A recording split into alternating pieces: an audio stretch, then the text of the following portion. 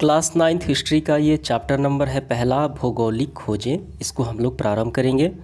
तो सबसे पहले हम ये समझेंगे कि भौगोलिक खोजें का मतलब होता क्या है।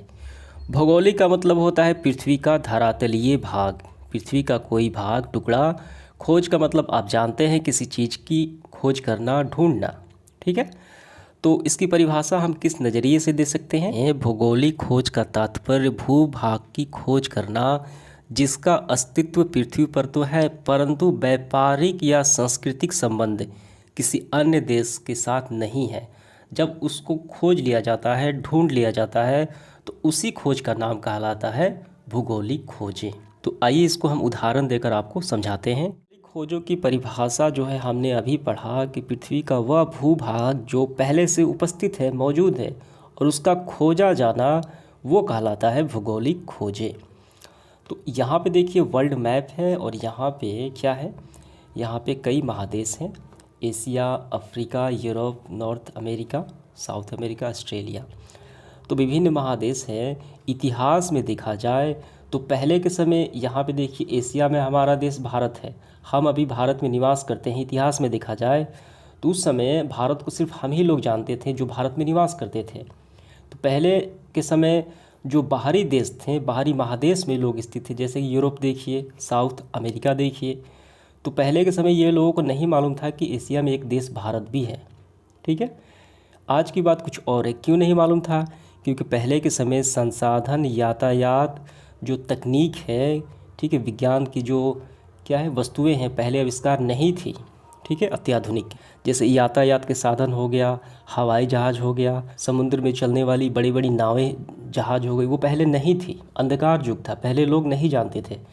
तो धीरे धीरे जब कोई देश ने इस देश को ढूंढ लिया तो वही कहलाता है भूगोलिक खोजें। समझ में आ गया? यहाँ के व्यक्ति, अगर यहाँ के व्यक्ति इस भारत की खोज कर देते हैं तो भौगोलिक खोज हो जाएगा। भारत के व्यक्ति किसी देश को खोज कर देते हैं तो वो भौगोलिक खोज हो जाएगा। वो बताते हैं कि ये एक यहाँ पर एक देश भी है। तो उम्मीद करता हूँ ये आपको समझ में आ गया होगा। तो अब हम यहाँ पे ये समझेंगे कि आखिर भौगोलिक खोज का प्रारंभ कहाँ से हुआ, क्यों हुआ। जो प्रारंभ है वो यूरोप से हुआ। काफ़ी संपन्न था उस समय देश। ठीक है, और यूरोप जो है वो एशिया में आकर व्यापार करना चाहता था, वो व्यापार कर रहा था एशिया में। तो यूरोप को एशिया में आने के लिए एक मार्ग पड़ता है, यहाँ से यहाँ आने में पड़ता है। उसका नाम था कस्तुतुनिया। कस्तुतुनिया मार्ग जो था वो तुर्कों का अधिकार हो गया। ठीक है, तो अधिकार होने से क्या हुआ, जब वो व्यापार करता था तो मार्ग में आने में वहाँ पे उसको व्यापार के बदले ज़्यादा कर देना पड़ता था यूरोप वासियों को। ठीक है, यूरोपियनों को एशिया में व्यापार करने में, यानी जो बीच में मार्ग पड़ता है कस्तुतुनिया, उसको ज़्यादा कर चुकाना पड़ता था। तो इससे वो उनको ज़्यादा नुकसान होने लगा व्यापार में। तो इसका हल जो है उन्होंने क्या किया, ढूंढना शुरू किया कि ऐसा कोई मार्ग या रास्ता ढूंढा जाए जो डायरेक्ट हम पहुंच जाए एशिया, बिना कस्तुतुनिया में पहुँचे। तो इसी के कारण क्या हुआ, ये भौगोलिक खोज का ये प्रारंभ हुआ और ये यूरोप से ही प्रारंभ हुआ। सारी बातें आपको अगले पृष्ठ में पढ़ने को मिलेंगी। तो चलिए प्रारंभ करते हैं अध्याय को। विश्व इतिहास की युगांतरी घटनाओं में समुद्री यात्राओं एवं भौगोलिक खोजों का महत्वपूर्ण स्थान रहा है। आधुनिक युग के आरंभ में जिन घटनाओं का निर्णायक योगदान रहा उनमें यह खोज भी शामिल है। देखिए इसका मतलब क्या है कि विश्व इतिहास की युगांतरी घटनाओं में, यानी पूरे विश्व के इतिहास में जब देखा जाए, युग युगांतर में जितनी भी घटनाएं घटी हैं उसमें समुद्री यात्राएं जो नाविकों द्वारा की गई हैं, और ये यात्राएं करके नए नए देशों की खोज की गई है, भूगोलिक खोज की गई है, ये काफ़ी महत्वपूर्ण इसका स्थान है। क्यों स्थान है? क्योंकि पहले का युग था वो अंधकार युग था। पहले के पास, लोगों के पास अच्छी नावें नहीं थी। ठीक है, तो इतने संसाधन कमी के बावजूद इतने साहस भरा काम करना, समुद्र की यात्रा करना, वो अपने आप में काफ़ी बड़ा काम है। ठीक है, यात्रा करके नए नए देशों की खोज करना, इनका महत्वपूर्ण स्थान था। आधुनिक युग के आरंभ में जिन घटनाओं का निर्णायक योगदान रहा, यानी भौगोलिक खोज का, वो ये भी शामिल है। यानी जो पहले का देखिए युग था हिस्ट्री में, प्राचीन युग, मध्य युग और आधुनिक युग। ठीक है, तो प्राचीन से हम मध्य युग में गए, तो मध्य युग से जब आधुनिक युग में गए तो किस वजह से गए? भौगोलिक खोज की वजह से ही तो गए हैं। ठीक है, इनका काफ़ी महत्वपूर्ण योगदान था, निर्णायक योगदान था। इस युग में आने में, आधुनिक युग में आने में। इनकी पृष्ठभूमि इनकी पृष्ठभूमि यानी आधुनिक युग की पृष्ठभूमि वैज्ञानिक प्रगति और आर्थिक विकास, विशेषकर व्यापारिक परिवर्तनों द्वारा रची गई, जो मध्य युग के अंतिम चरण से ही आरंभ हो गई थी। तो देखिए, ये जो आधुनिक युग है कैसे आया? आधुनिक युग आया मध्य युग से ही। वैज्ञानिक प्रगति की गई, आर्थिक विकास किया गया और मुख्य रूप से व्यापारिक संबंध थे। इसके वजह से एक देश से दूसरे देश में जाना पड़ता था व्यापार करने के उद्देश्य से। तो इससे ही मध्य युग से ही ये सारे काम प्रारंभ किए गए, तभी क्या हुआ, आधुनिक युग आया। और यहाँ पे देखिए कि जो भौगोलिक खोज है, मैंने आपको बताया है कि भौगोलिक खोज का प्रारंभ सबसे पहले यूरोप वासियों ने किया था। यूरोप महादेश में जितने भी देश हैं उन्होंने किया था। इस कार्य में यूरोप के देशों ने अग्रणी भूमिका निभाई, यानी पहले खोज की। और यही कारण था कि आधुनिक युग में यूरोप का वर्चस्व समस्त विश्व में स्थापित हो गया। क्यों? क्योंकि भौगोलिक खोज यहीं से आरंभ हुई थी, यूरोप से ही। क्योंकि यहाँ पे काफ़ी ज़्यादा संसाधन थे, ज्ञान तकनीक का ज़्यादा यहाँ पे उपयोग होता था। यहाँ पे ज्ञान विज्ञान और तकनीक ज़्यादा मात्रा में थे। इसके बाद देखिए, यह बात और है कि भौगोलिक खोजों का प्रारंभ वाले देश स्पेन, पुर्तगाल इस प्रतिस्पर्धा में धीरे धीरे पिछड़ते चले गए और नए देश इंग्लैंड, हॉलैंड, फ्रांस, तत्पश्चात जर्मनी को इस दिशा में अधिक सफलता मिली। तो यहाँ पे समझिए कि जो आधुनिक युग आया यानी भौगोलिक खोजें हुई, तो किसके द्वारा हुई? यूरोप के द्वारा हुई। इसका वर्चस्व संपूर्ण विश्व पर था। और यहाँ पे जिन देशों की बात की गई है, स्पेन और पुर्तगाल, ये कहाँ है? ये यूरोप में है। और ये सारे भी यूरोप में हैं। इंग्लैंड, हॉलैंड, फ्रांस और जर्मनी, ये भी यूरोप में है। तो पहले प्रारंभ स्पेन और पुर्तगाल से हुई, ठीक है, भौगोलिक खोज। लेकिन धीरे धीरे पिछड़ते चले गए। क्यों?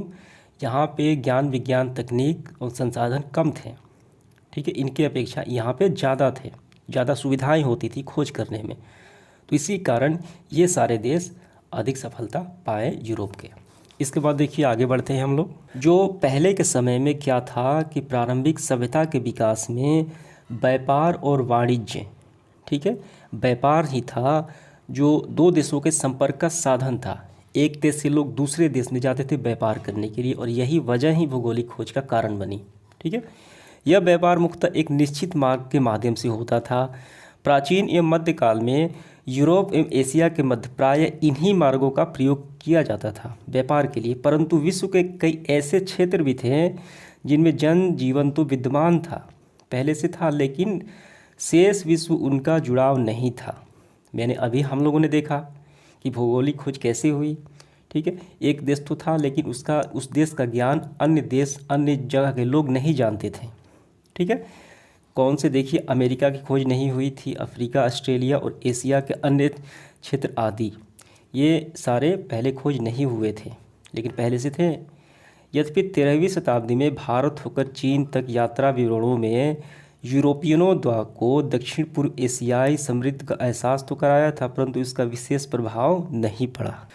तो 13वीं शताब्दी में जो यूरोप के जो यात्री थे, जो व्यापारी थे, उनको एहसास था कि यहाँ पे कुछ नए नए देश हैं, लेकिन उनका विशेष ये जानकारी नहीं हो पाया, उनका विशेष प्रभाव नहीं पड़ा।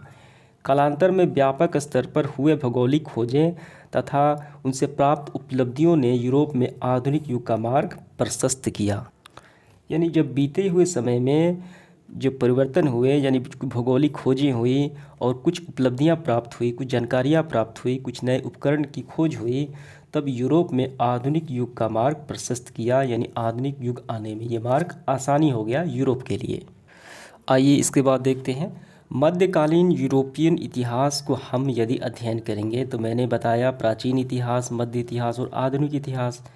तो मध्य इतिहास में जब हम देखेंगे, यूरोपीय इतिहास में हम अध्ययन करेंगे कि यह काल सामंती प्रवृत्तियों का था। यानी वहाँ पे इस काल में ज्ञान विज्ञान तकनीक का अभाव था, अंधकार युग था, लोगों को ज्ञान नहीं था। इस काल में न तो व्यापार वाणिज्य गतिशीलता थी, यानी व्यापार और वाणिज्य काफ़ी कम हुआ करते थे, उसका प्रचार काफ़ी कम था। न ही धर्म का स्वरूप उदार और मानवीय था, धर्म का विस्तार स्वरूप वो अच्छे से नहीं हो पाया था, इसका विस्तार, ठीक है। पृथ्वी के बारे में भी जो ज्ञान था अल्पीय था, काफ़ी कम था एवं अंधविश्वास से युक्त था। कौन सा था, देखेंगे आगे। सीमित भौगोलिक ज्ञान के कारण समुद्रिक व्यापार भी सीमित था, व्यापार भी काफ़ी सीमित था। क्यों? भौगोलिक ज्ञान के बारे में कि ये समुद्र का रास्ता उनको सही तरीके से जानकारी नहीं था। ठीक है, धरातलीय और समुद्रीय। मध्ययुगीन लोगों को ये विश्वास था कि पृथ्वी चपटी है। कैसी है? पृथ्वी इस तरीके से चपटी है, किनारे से अगर हम जाएंगे तो क्या होगा, अनंत में विलीन हो जाएंगे, यानी गिर के अनंत में चले जाएंगे। ठीक है, इसीलिए कहा जाता है सामंती प्रवृत्तियों का काल था। कौन सा काल? मध्यकालीन यूरोपीय काल। ये ध्यान रखना है, मध्यकालीन काल सामंत प्रवृत्तियों का काल था यूरोपीय इतिहास में। इसके बाद देखिए आगे क्या है, यहाँ पे समझिए पहले के समय समुद्र यात्राएं कितनी कठिन थी।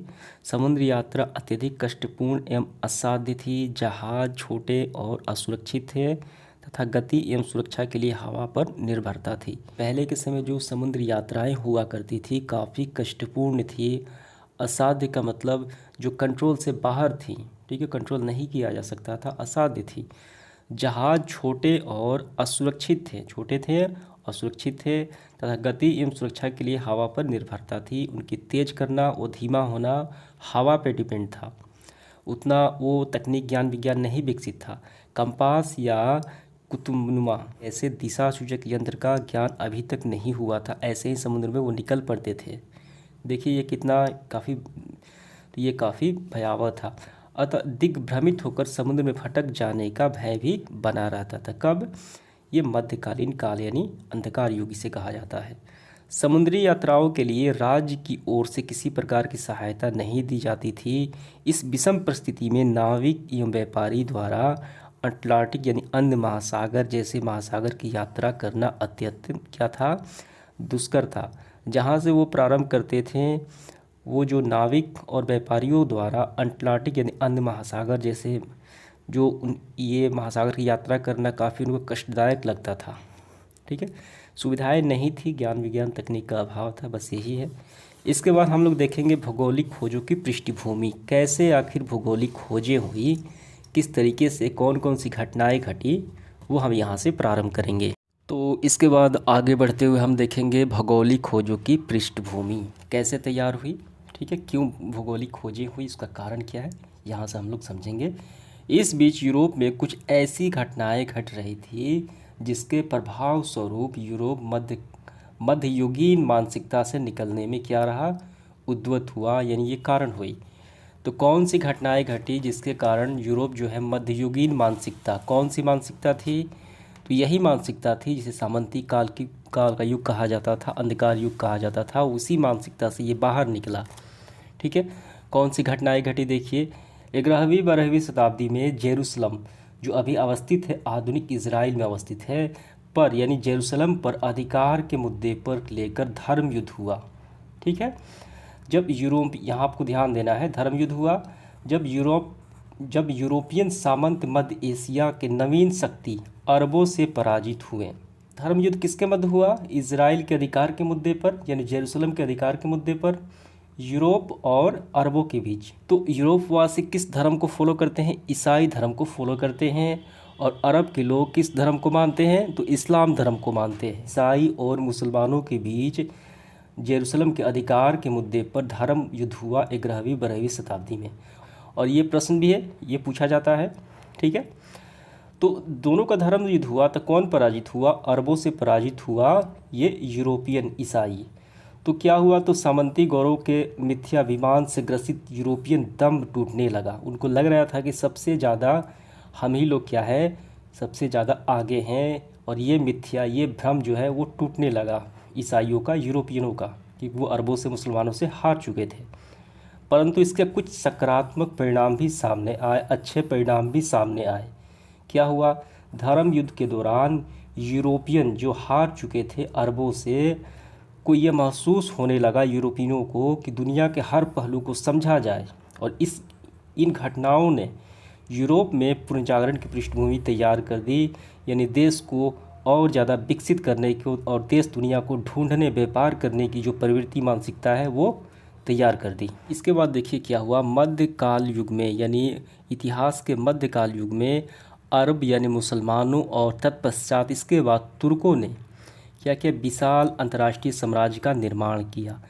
तो ये दोनों चाहते थे क्या कि इस पूरे स्तर पर यानी विश्व स्तर पर सभी पर कब्जा किया जाए, अपना क्या किया जाए, आधिपत्य जमाया जाए। इसीलिए जो तुर्कों ने उन्होंने क्या किया, कस्तुतनिया पर अपना शासन आधिपत्य जमाया था अंतर्राष्ट्रीय स्तर को बनाए रखने के लिए। यहाँ से देखिए, इधर 15वीं शताब्दी में 5 दशक पूर्व जब यूरोप और एशिया के मध्य व्यापार कस्तुतनिया से मार्ग से होता था, परंतु 1453 ईस्वी में कस्तुतनिया पर तुर्क आधिपत्य से यूरोप व्यापारियों को इस मार्ग में व्यापार करना क्या था, निरापद नहीं रहा, पहले से बेहतर नहीं रहा, उनके अनुकूल नहीं रहा। क्यों नहीं रहा? क्योंकि तुर्कों ने इस मार्ग से व्यापार के बदले, किससे? तो तुर्कों ने व्यापार के बदले यूरोपियन व्यापारियों से भारी कर वसूलना प्रारंभ कर दिया था, सिर्फ मार्ग से आने जाने के लिए। यूरोप से वो एशिया जा रहे थे, बीच में पड़ रहा था कस्तुतनिया, ठीक है। तो जिसका हल ढूंढना यूरोपियनों के लिए आवश्यक था ताकि वो व्यापार कर सके, नहीं तो उनका ज़्यादा नुकसान हो रहा था, ज़्यादा कर ही देना पड़ रहा था, उनको लाभ नहीं प्राप्त हो रहा था, ठीक है। आगे हम लोग पढ़ते हैं, देखिए। तो यहीं से क्या हुआ, यूरोपियों को यानी यूरोप वासियों को भौगोलिक खोजें करने का अवसर प्राप्त हुआ, यानी वो विवश हो गए कि भौगोलिक खोज अब करना ही है। तो किन किन तरीक़ों से किया, कौन कौन से कदम उठाए, देखिए हम यहाँ से पढ़ेंगे। इस काल में हुए नए नए आविष्कारों ने समुद्री यात्रा एवं नौसेना के विकास को आसान कर दिया। नए नए आविष्कार, कौन से आविष्कार? दूरबीन का आविष्कार, दिशा सूचक यंत्र का आविष्कार, ठीक है, कंपास, ये सारे।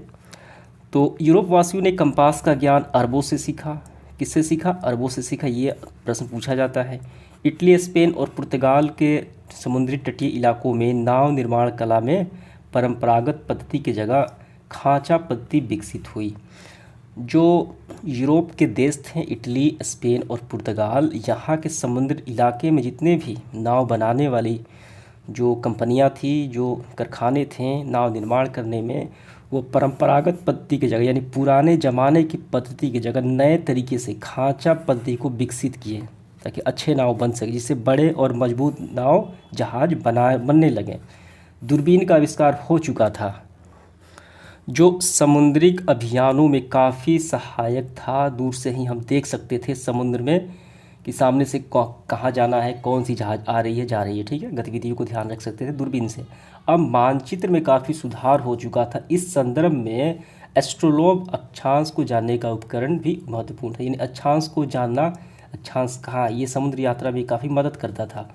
पुर्तगालियों की एक नई किस्म के हल्के और तेज़ चाल से चलने वाली जहाज़ जिसका नाम था केरावल बनाया। किसने बनाया? यूरोप में जो देश है उसका नाम है पुर्तगाल, और उस पुर्तगालियों ने एक हल्की चलने वाली और तेज़ चलने वाली जहाज़ का निर्माण बनाया, समुद्री जहाज़ को, उसका नाम केरावल था। और इसी से क्या हुआ कि भौगोलिक खोजें एक देश से दूसरे देश जाने में ये आसानी हो गई, ठीक है। इन नए उपकरण और साहस के बल पर यूरोपियन नाविकों ने अटलांटिक एवं भूमध्य सागर में अपने जहाज़ उतारे, ये सभी उपकरण आविष्कार होने के बाद। और इसी क्रम में 1488 ईस्वी में पुर्तगाली व्यापारी बार्थोलोम्यू डियाज अफ्रीका के पश्चिमी तट पर होते हुए दक्षिण अफ्रीका के दक्षिणतम बिंदु उत्तर आशा अंतरिक्ष में पहुंच गया। यानी पहला खोज किसका हुआ? तो पहला खोज किया बार्थोलोम्यू डियाज ने। क्या खोज किया? उन्होंने दक्षिण अफ्रीका के दक्षिणतम बिंदु उत्तर आशा अंतरिक्ष का खोज किया, भूगोलिक खोज किया। और उसके बाद 1492 में ईस्वी में क्रिस्टोफर कोलंबस द्वारा अमेरिका की खोज की गई। अमेरिका की खोज किसने की? कोलंबस ने की 1492 में। और इसके बाद देखिए आगे, ये सारी आपको ध्यान रखनी है। आगे 1498 में पुर्तगाल का एक, और यहाँ पे देखिए ये जो तत्कालिक नाव है इसका चित्र है केरावल का। पुर्तगाल का एक साहसी नाविक 1498 में, जिसका नाम क्या था? नाविक वास्को डी गामा, उत्तर आशा अंतरिक्ष होते हुए भारत के मालाबार तट केरल के कालीकट तक पहुंच गया, जहां स्थानीय शासक जमोरीन द्वारा उसका स्वागत किया गया। यानी जो 1498 ईस्वी में वास्को डी गामा जो था भारत की खोज किया, कहाँ पहुंचा? केरल के कालीकट बंदरगाह पर पहुंचा। और उस समय केरल के जो स्थानीय शासक थे, केरल राज्य के जो शासक थे, राजा महाराजा थे, जमोरीन थे, उनका स्वागत किया। किसका स्वागत किया? वास्को डी गामा का स्वागत किया। कर्तव्य है यानी ज्ञात है कि वास्को डी गामा की सफलता के पीछे कुछ नवीन संसाधनों का योगदान था। जो आधुनिक संसाधन उसके पास थे उनका भी योगदान था, तभी वो भारत को ढूंढ पाए। भारत के एक व्यापारी अब्दुल मजीद की भेंट वास्को डी गामा से दक्षिण अफ्रीका में हुई तथा इसी के सहयोग से उन्हें भारत आने का सीधा मार्ग मिल गया कि भारत कैसे आया जाए, पुर्तगाल से डायरेक्ट भारत कैसे आया जाए, ये अब्दुल मजीद से ही वो जानकारी प्राप्त हुई रास्ता। तो इससे क्या हुआ, इससे यूरोपियनों को साहस में वृद्धि हुई क्योंकि उनको सीधा मार्ग मिल गया एशिया आने में, यानी भारत आने को। तो देखिए यूरोप से पुर्तगाल, यहाँ पुर्तगाल है यूरोप में, तो वास्को डी गामा कहाँ पहुँचा, इंडिया पहुँचा, और यहाँ पे केरल का कालीकट बंदरगाह है। तो इस तरीके से इस मार्ग से होते हुए वो भारत को आया। ठीक है, यहाँ पे देखिए, और यहाँ पे भारत आने में उसको सहायता प्रदान की अब्दुल मजीद। उन्होंने सीधा मार्ग बता दिया कि आप यूरोप से एशिया आप बड़ी आसानी से भारत आ सकते हैं। ठीक है, और इनसे साहस और उनका बढ़ गया यूरोप वासियों का। इसके बाद देखिए क्या है, इससे यूरोपियों को और साहस में वृद्धि हुई। वास्को डी गामा द्वारा भारत से लाए गए वस्तुओं को 26 गुना मुनाफे पर यूरोपीय बाजार में बेचा गया। जो वास्को डी गामा भारत आए थे वहाँ से कुछ वस्तुएं ले गए और अपने बाजार यूरोपियनों में वो बेच दिए, तो 26 गुना मुनाफा हुआ। तो इससे क्या हुआ, और उनको यानी यूरोपियों को और लालच हुआ कि एशिया में व्यापार उनके लिए काफ़ी बेनिफिशियल है। ठीक है, ज़्यादा मुनाफा है, 26 गुना मुनाफा है। अमेरिका अर्थात नई दुनिया की खोज, तो यहाँ पे ध्यान देना है, अमेरिका को पहले कहा जाता था नई दुनिया, क्यों, इसको इसकी जानकारी पहले किसी को नहीं थी। ठीक है, खोज यूरोपियनों की एक नई उपलब्धि थी जिसे 1492 में कोलंबस ने प्राप्त किया था। तो अमेरिका की खोज किसने की, कोलंबस ने की। यद्यपि कोलंबस ने अमेरिका को भारत उपमहाद्वीप का हिस्सा समझा, उसने पहले सबसे पहले किसकी जानकारी नहीं थी कि अमेरिका है यानी नई दुनिया है, इसका जानकारी नहीं था। उसने समझा कि ये भारत का ही हिस्सा है, तो इसलिए वहाँ के निवासियों को रेड इंडियन कहा। किसने कहा, तो कोलंबस ने कहा। ठीक है, बाद में स्पेन के नाविक अमेरिगो वेस्पुची ने नई दुनिया को विस्तार से ढूंढा। इस नई दुनिया जो नाम अमेरिका था उसको विस्तार से ढूंढा और इसे एक महाद्वीप बताया, और इसी के नाम पर अमेरिगो वेस्पुची के नाम पर नाम पड़ा, अमेरिका पड़ा। ठीक है, अमेरिका की खोज किसने की, कोलंबस ने की, लेकिन विस्तार से खोजा अमेरिगो वेस्पुची, और इनके ही नाम पर पड़ा अमेरिका। तो इसके बाद देखिए 1419 में मैगलन ने पूरी दुनिया का चक्कर जहाज़ से लगाया और ये धारणा की पुष्टि हुई कि सभी समुद्र एक दूसरे से जुड़े हैं। तो पहले क्या था, सामंती काल का था, युग था, अंधकार युग था। सभी लोग समझते थे कि पृथ्वी क्या है, चपटी हुई है। लेकिन इस भ्रम को तोड़ने के लिए 1519 ईस्वी में मैगलन नामक एक नाविक ने पूरी दुनिया को जहाज़ से चक्कर लगाया और इस भ्रम को तोड़ दिया। धारणा की पुष्टि हो गई कि पृथ्वी जो है वो चपटी ना होकर गोल है और सभी समुद्र एक दूसरे से जुड़े हुए हैं, हम अनंत में नहीं गिर सकते हैं। ठीक है, ये धारणा टूट चुकी है। आगे कैप्टन कुक ने ऑस्ट्रेलिया की खोज की, इसके बाद धीरे धीरे अन्य देशों की खोज हुई। कैप्टन कुक ने ऑस्ट्रेलिया की खोज हुई, साथ ही साथ न्यूजीलैंड के द्वीपों का भी पता लगाया गया। सर जॉन और सेविस्ट केबोर्ड ने न्यू फाउंडलैंड द्वीपों का पता लगाया। ठीक है, ये व्यक्ति ने क्या किया, न्यू फाउंडलैंड द्वीप है उनका पता लगाया। ये आपको ध्यान रखना है, ये सारे प्रश्न पूछे जाएंगे अभ्यास में। भौगोलिक खोजों के प्रोत्साहन देने के विभिन्न यूरोपीय देशों के शासकों ने भी महत्वपूर्ण भूमिका निभाई। जो भौगोलिक खोज कर रहे थे ये सारे नाविक विभिन्न देशों के, उनको ज़्यादा से ज़्यादा प्रोत्साहन करने के लिए, किसी मदद करने के लिए, आर्थिक हो चाहे किसी भी मामले में हो, तो पुर्तगाल के राजकुमार हेनरी द नेविगेटर और स्पेन की महारानी इसाबेला ने प्रमुख क्या की, भूमिका निभाई, उनको मदद की। भौगोलिक खोजों में उन्होंने काफ़ी योगदान किया, प्रोत्साहन दिया। और इस तरह क्या हो, इस प्रकार 16वीं शताब्दी के पूर्वार्ध के लगभग 16वीं शताब्दी के आने के पहले कुछ समय पहले समस्त दुनिया की जानकारी यूरोप को हो चुकी थी। तो यहाँ पे ध्यान देना है कि पूरी दुनिया को किसने खोजा, यूरोप वासियों ने खोजा। ठीक है, इसे भौगोलिक खोज कहा जाता है। और यहाँ पर भी ध्यान देना है, नई दुनिया पहले अमेरिका को कहा जाता था। क्यों कहा जाता था कि इसके बारे में किसी को जानकारी नहीं थी, इसलिए कोलंबस ने इसे नई दुनिया का नाम दे दिया। तो आइए इसके बाद देखते हैं भौगोलिक खोजों के परिणाम। क्या परिणाम हुए पूरे विश्व पर। भौगोलिक खोजों के परिणाम काफ़ी दूरगामी और महत्वपूर्ण साबित हुई, यानी काफ़ी दूर तक जाने वाला और काफ़ी महत्वपूर्ण साबित हुई।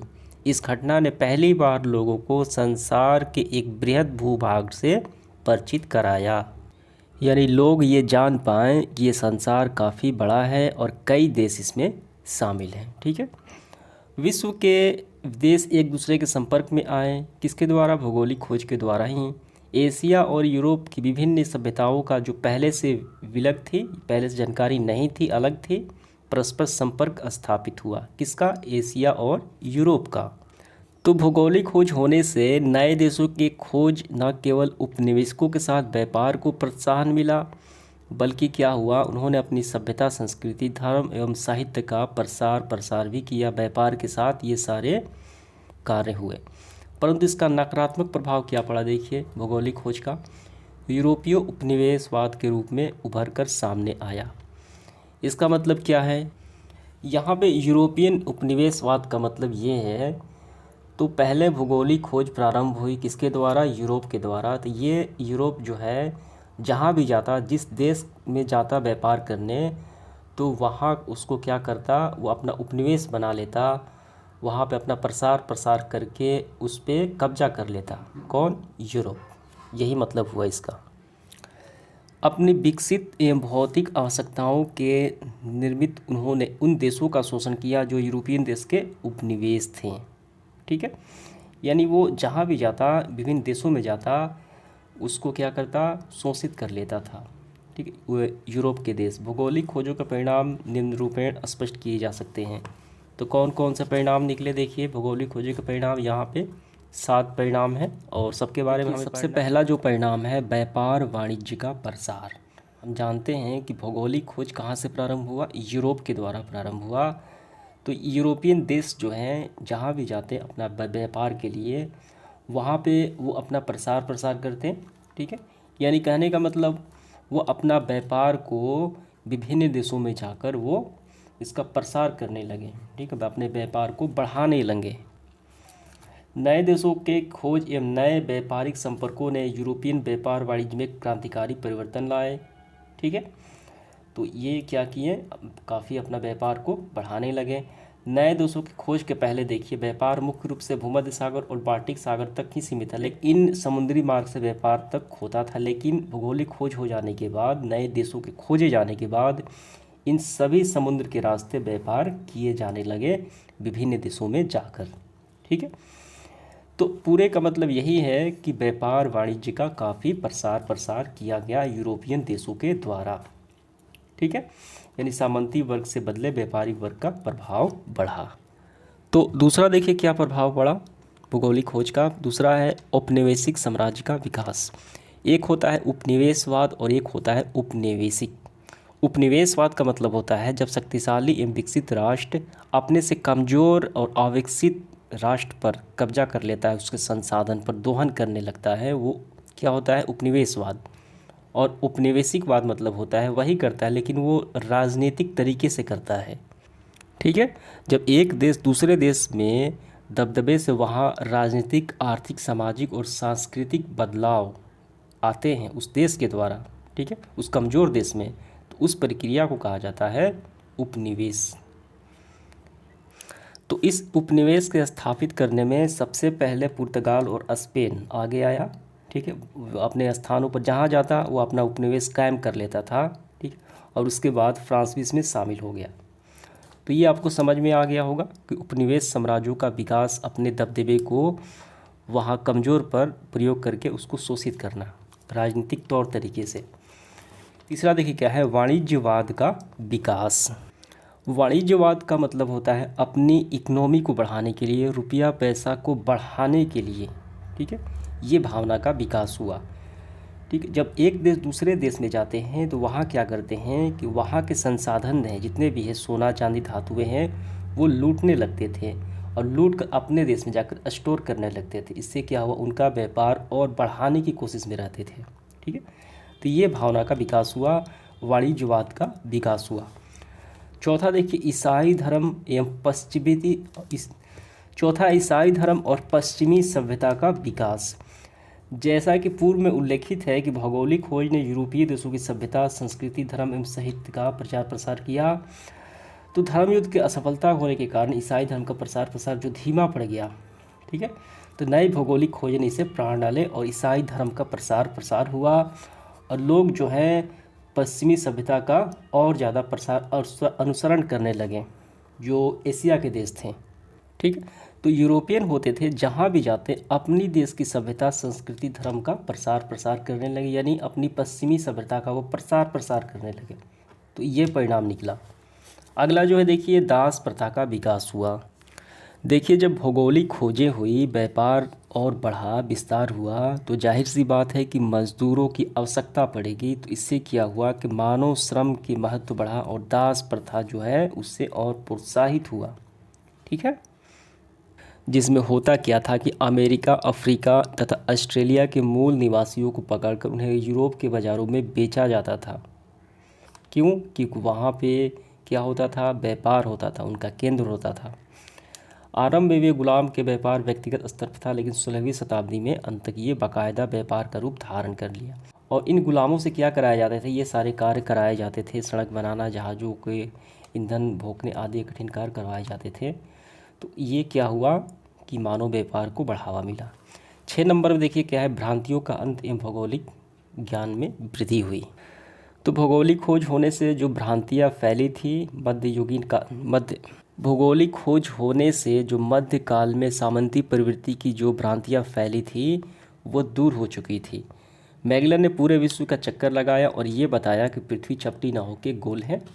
ठीक है, और काफ़ी सारे यंत्रों का आविष्कार भी हुआ, जिससे भौगोलिक वृद्धि हुई और भ्रांतियाँ लोगों की दूर हुई। ठीक है, ये सारे आपको ध्यान रखना है नए नए आविष्कार के माध्यम से। 7वां देखिए क्या है, अन्य परिणाम। भौगोलिक खोजों से विभिन्न प्रकार की नवीन फसलों का अंतर महाद्वीपीय आदान प्रदान हुआ, यानी एक देश से फसल दूसरे देश में खरीद बिक्री होने लगा, यहाँ से वहाँ जाने लगा। ठीक है, जैसे देखिए यूरोप में कहवा, चाय, गन्ना, ये सारी फसलें आदि नवीन वस्तुओं का प्रवेश हुआ और यूरोप के माध्यम से चाय, कॉफ़ी, आलू का भारत देशों में आगमन हुआ, यहाँ से जाना और वहाँ से वापस आना। ठीक है, भारतीय फसल आम गन्ना दूसरे क्षेत्र में गए। तो ये सारे परिणाम हुआ। ठीक है, व्यापार में भी ये जो वस्तुएं होती हैं उनका आदान प्रदान एक देश से दूसरे देश में होने लगा, खरीद बिक्री।